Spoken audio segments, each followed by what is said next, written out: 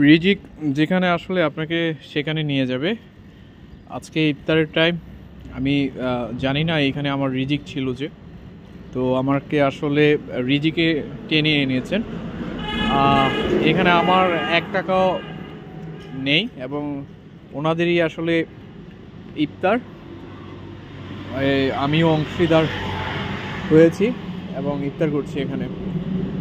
তো আল্লাহ যেখানে রিজিক রেখেছেন আসলে মানুষ সেখানে যায় এবং যাবে, এটা হচ্ছে সত্য।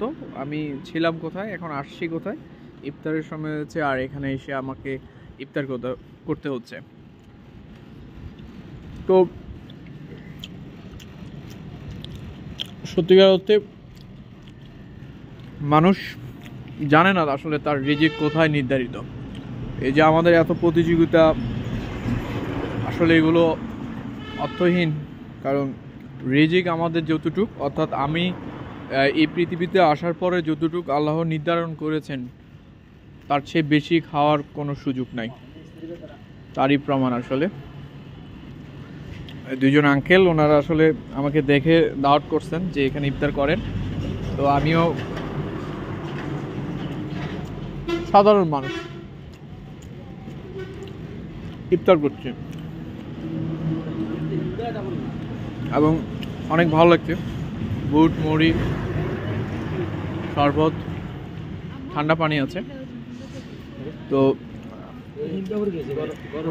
জীবনে আপনার রিজিকের বাইরে একটু খেতে পারবেন না, আবার একটু অর্জন করতে পারবেন না, বা তার চেয়ে কমও আপনি খাবেন না। যতটুকু রিজিক আসলে ততটুকুই গ্রহণ করবেন।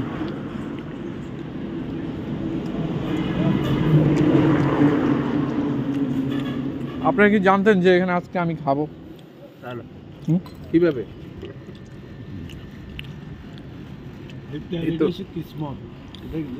ভাই এখানে আমরা ইফতারের সময় জানে ভাই সবাই ইনভাইট করি।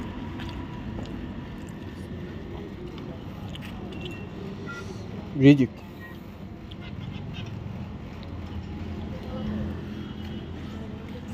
বাসা করতে আপনার? আমাদের বাড়ি হচ্ছে মাছতলা। যে লেবুর শরবত অনেক ভালো লেগেছে আসলে, বুটমুড়িগুলো। আমি চাইলে এই যে ইসলামিক স্টোরিজ পাশে অনেক রেস্টুরেন্ট ছিল, খাইতে পারতাম। ওনারা বলেছেন, আমিও দাওয়াতটা গ্রহণ করেছি। আসলে রিজিক এখানে নির্ধারিত ছিল। এই যে শরবত আসলে অনেক বেশি ভালো হয়েছে, লেবুর শরবত, আরও কি কি আছে মনে হয়, ট্যাং।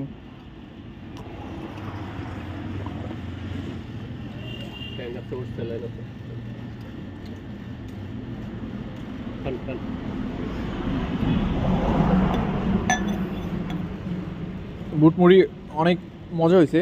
অন্যদিন তো খাই বাসায় বা এদিক সেদিক, অতটা মজা পাই নাই, কিন্তু আজকে একটু বেশি মজা লাগছে, মনে হচ্ছে অন্যরকম অনুভব হচ্ছে। তো একটাই বলার আসলে হচ্ছে, আসলে রিজিক নিয়ে এত তাড়াহুড়ার করার কিছু নাই। রিজিক যার যেখানে, সেখানে আসলে সে যাবেন এবং সেতুটুকুই গ্রহণ করবেন।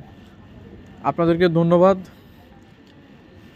আমাকে আলহামদুলিল্লাহ ইফতারের জন্য দাওয়াত করার জন্য। আমি আসলে এখানে না হলে অন্য জায়গায় ইফতার করতাম, তবে রিজিক ছিল হয়তো বা এখানে, এর জন্য খাওয়া হয়েছে।